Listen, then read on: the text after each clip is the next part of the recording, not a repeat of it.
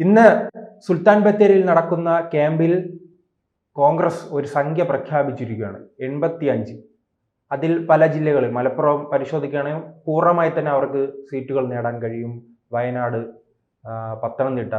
പക്ഷെ നിർണായകമായ മത്സരം നടക്കുന്ന തിരുവനന്തപുരം ജില്ലയിൽ അവർ അവകാശപ്പെടുന്നത് വെറും 4 സീറ്റാണ്. പൂർണ്ണമായി തന്നെ എഴുതി തള്ളുകയാണോ തിരുവനന്തപുരത്തെ?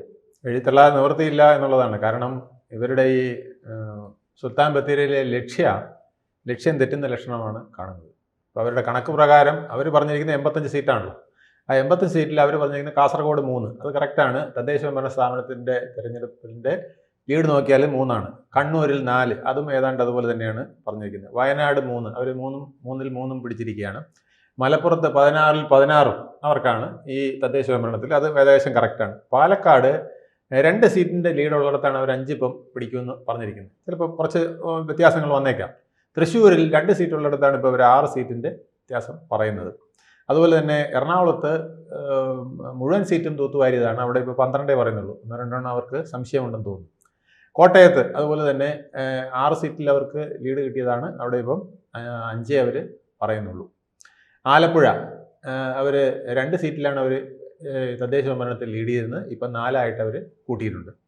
പത്തനംതിട്ട 5-ൽ 5 അവർ നേടിയതാണ്. അതിനിയും 5 കിട്ടുമെന്നാണ് അവരുടെ കണക്ക്. കൊല്ലത്ത് അതുപോലെ തന്നെ 3 സീറ്റാണ് അവർക്ക് ഇപ്പോൾ ലീഡ് ഉള്ളത് തദ്ദേശ ഭരണത്തിൽ. ഇപ്പോൾ 6 ആക്കി അവർ ഉയർത്തും എന്നാണ് പറയുന്നത്. തിരുവനന്തപുരത്ത് 1 സീറ്റിൽ നെയ്യാറ്റിൻകര മാത്രമാണ് ലീഡുള്ളത്, അതവർ 4 ആക്കും എന്നാണ് പറഞ്ഞിരിക്കുന്നത്. ഇപ്പം നമ്മൾ കണക്ക് നോക്കിയാൽ അവർ മുസ്ലിം മെജോറിറ്റി ഉള്ള സ്ഥലങ്ങളിലും ക്രിസ്ത്യൻ മെജോറിറ്റി ഉള്ള സ്ഥലങ്ങളിലുമാണ് അവരിപ്പം ഈ തൂത്തുപറക്കും എന്ന് പറഞ്ഞിരിക്കുന്നത്. ബാക്കിയുള്ളിടത്തല്ല. ഇപ്പം ആലപ്പുഴയിൽ 4 സീറ്റേ അവർക്ക് കിട്ടുള്ളൂ എന്ന് പറയുന്നു. അതുപോലെ തന്നെ കൊല്ലത്ത് 6 സീറ്റാണ് അവർ മാക്സിമം പറയുന്നത്. തിരുവനന്തപുരത്ത് 14-ൽ 4 സീറ്റേ പറയുന്നുള്ളൂ. അപ്പോൾ ഇവിടെയൊക്കെ അതായത് ഹിന്ദു മെജോറിറ്റി ഉള്ള സ്ഥലങ്ങളിലെല്ലാം അവർ എഴുതിത്തള്ളിയിരിക്കുകയാണെന്നുള്ളതാണ് ഇതിൽ നിന്ന് നമ്മൾ കാണേണ്ടത്. തലസ്ഥാനം പിടിച്ചാൽ കേരളം പിടിക്കാമെന്നൊരു ചിന്ത പൊതുവെ കേരളത്തിൽ പറഞ്ഞു കേൾക്കുന്നതാണ്. തിരുവനന്തപുരം ആര് നേടുമോ അവർ കേരളം. തിരുവനന്തപുരം കൊല്ലവും പിടിക്കുന്നവർക്ക് ഏതാണ്ട് ഷുവർ എന്നുള്ള. അപ്പൊ ഈ 4 സീറ്റ് 14 സീറ്റിൽ 4 സീറ്റ് ലഭിക്കുകയാണെങ്കിൽ ബാക്കി സീറ്റുകൾ 10 എങ്ങോട്ട് പോകും? 10 അവർ തന്നെ എഴുത്തള്ളിയല്ലോ. അതൊന്നുകിൽ അതിൽ 2, 3, 4 ചിലപ്പോൾ താമര വിരിഞ്ഞേക്കാം, ബാക്കി UDF കൊണ്ടുപോയേക്കാം. കോൺഗ്രസ് ഉറപ്പിക്കുകയാണോ താമര വിരിയുന്നത്? തീർച്ചയായിട്ടും. അതല്ലെങ്കിൽ പിന്നെ അങ്ങനെ വിടേണ്ട കാര്യമില്ലല്ലോ. ഇപ്പം 4 അവർ ഉദ്ദേശിക്കുന്നത് എനിക്ക് തോന്നുന്നത് കോവളമായിരിക്കാം. അവർക്ക് ഇപ്പോഴത്തെ കണക്ക് പ്രകാരം കോവളത്ത് പോലും അവർ വളരെ പിന്നിലാണ്. 4000 ചിലവാനും വോട്ടിന് അവർ പിന്നിലാണ് ഇപ്പോഴത്തെ തദ്ദേശ ഭരണത്തിൻ്റെ കണക്ക് പ്രകാരം. അതുപോലെ തന്നെ അവർ ലീഡ് ചെയ്യുന്ന ഒരു സ്ഥലമാണ് നെയ്യാറ്റിൻകര. അവിടെ 3687 വോട്ടിനാണ് ഇപ്പോൾ ലീഡ് ചെയ്യുന്നത്.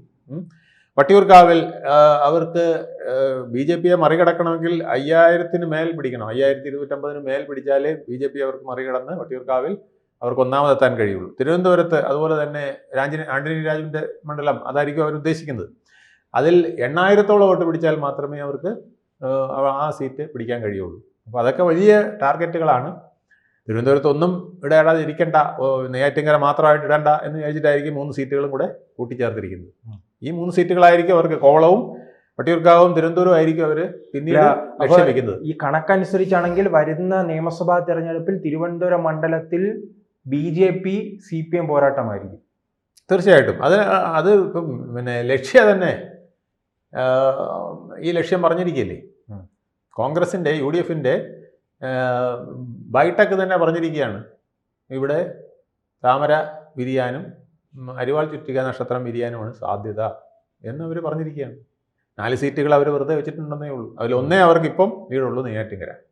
ബാക്കി ഏതൊക്കെയാണ് ഞാനൊരു ഉദ്ദേശം ഊഹത്തിന് പറഞ്ഞതാണ്. കോവളമായിരിക്കാം, വട്ടിയൂർക്കാവായിരിക്കാം, തിരുവനന്തപുരം. വട്ടിയൂർക്കാവിൽ മുരളീധരൻ അടക്കമുള്ള, ശബരിനാഥ് അടക്കമുള്ള മുതിർന്നവരുടെ പേരാണ് അവർ ചൂണ്ടിക്കാട്ടുന്നത്. അതെ. അതോടൊപ്പം തന്നെ തിരുവനന്തപുരത്ത് കഴിഞ്ഞ ലോക്സഭാ തെരഞ്ഞെടുപ്പ് കാലത്ത് വട്ടിയൂർക്കാവിൽ മുന്നേറ്റം ഉണ്ടാക്കാനും കഴിയും.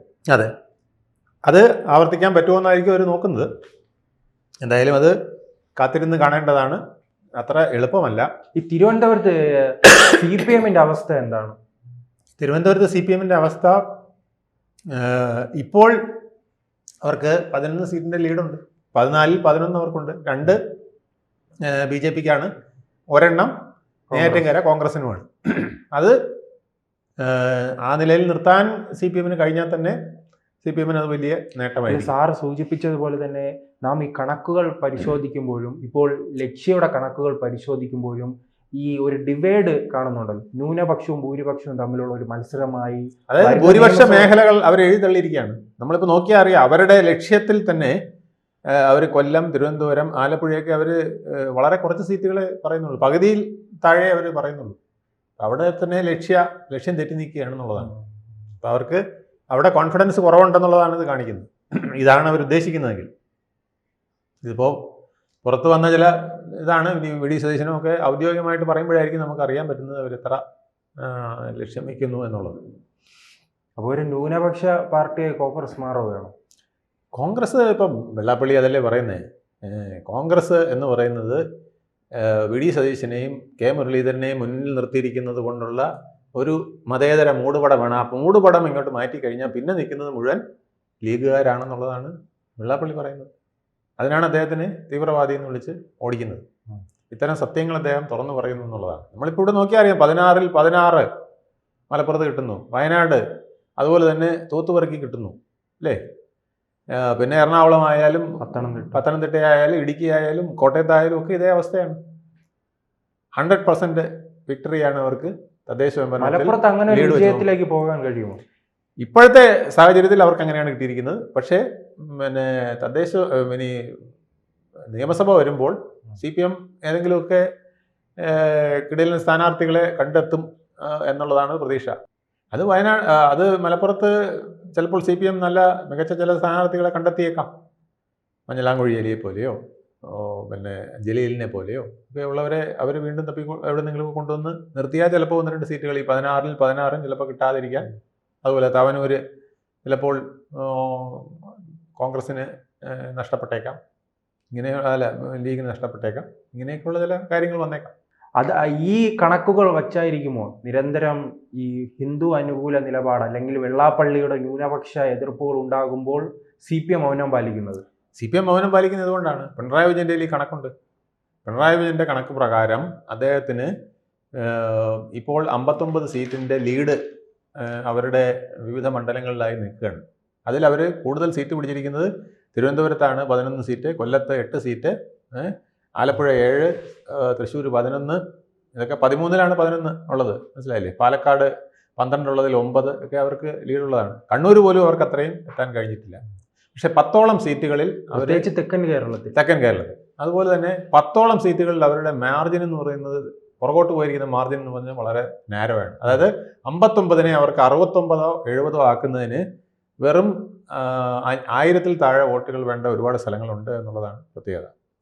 അതിൽ കോന്നി 226, ഇരവിപുരം 636, അടൂർ 403, ഉടുമ്പൻചോല 196, അരൂർ 525, ഉദുമ 1110, ബാലുശ്ശേരി 1227, പൊന്നാനി 1243, ചങ്ങനാശ്ശേരി 1190. ഇങ്ങനെ വളരെ ചെറിയ മാർജിനാണ് അവർ, 1000-നും 1200-നൊക്കെ വരുന്ന മാർജിനാണ് അവർ 4 സ്ഥലങ്ങളിൽ പുറകോട്ട് പോയിരിക്കുന്നതെങ്കിൽ ബാക്കി 6ഓളം സ്ഥലങ്ങളിൽ അവർ പുറകോട്ട് പോയിരിക്കുന്നത് വെറും 623, 403, 226, 169 ഒക്കെ വോട്ടിന്, 196 വോട്ടിനും ഒക്കെയാണ് പുറകോട്ട് പോയിരിക്കുന്നത്.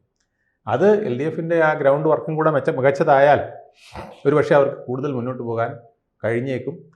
ഒരു പക്ഷേ അതുകൊണ്ടായിരിക്കാം വെള്ളാപ്പള്ളിയെ പിണക്കാതെ പിണറായി. സാറ് പറയുന്നതനുസരിച്ച് ഒരു 5000 വോട്ട് ഇങ്ങോട്ടോ അങ്ങോട്ടോ മാറിയാൽ 5000 ഒന്നും വേണ്ടെന്നേ, വെറും 500 വോട്ട് മാറിയാൽ മതി. 1000 ഉള്ളിടത്ത് 500 വോട്ട് അപ്പുറത്ത് പോയാൽ മതിയല്ലോ. ഇവിടെ നിൽക്കുന്ന 500 വോട്ട് അപ്പുറത്ത് പോയാൽ 500 വോട്ട് പോയി കഴിഞ്ഞാൽ 1000-ൻ്റെ ലീഡ് കവർ ചെയ്തില്ലേ?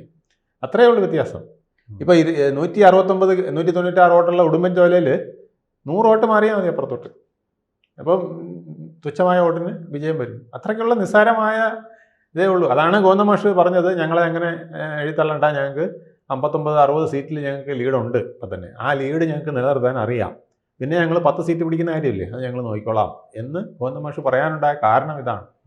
അതുകൊണ്ട് പറയുന്ന പോലെ അത്ര എളുപ്പമല്ല 85 എന്നുള്ള ലക്ഷ്യം. അപ്പോൾ വയനാട്ടിൽ ആ തണുപ്പ് കാലം വെറുതെ ആകുമോ?